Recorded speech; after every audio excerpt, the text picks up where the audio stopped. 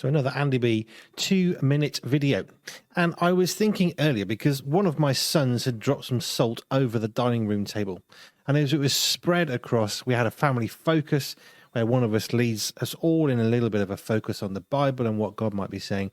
I looked at the salt and surprisingly, our son decided to use salt as a hook for his family focus, and there was salt everywhere.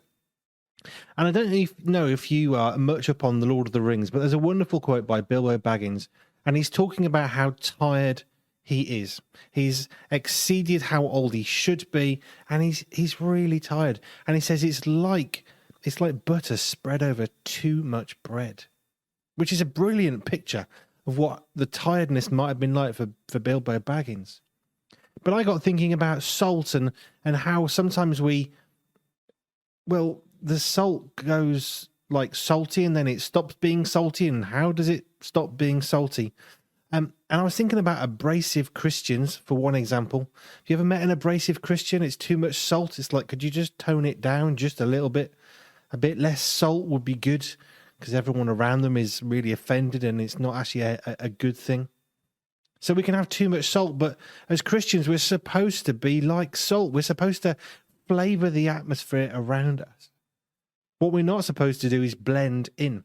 If you put too many herbs and whatever into a meal, you end up losing the flavor of any of the herbs and you get this bland mishmash of nothing. And if we're not careful as Christians, we can do that too. We can be into so many things and trying to be so many people that we end up not tasting of anything. But we're supposed to be salty. We're supposed to be standing out in order that the Jesus in us can be experienced by others.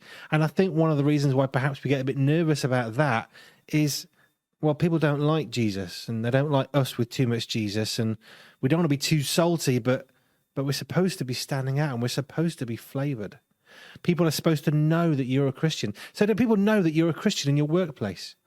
You haven't got to be so salty as to be abrasive, but people should know by the way you are, by the peace, by the hope, by the joy, by going the extra mile, by not trying to make yourself look better than everybody else and working for the boss because that's what God commands us to do.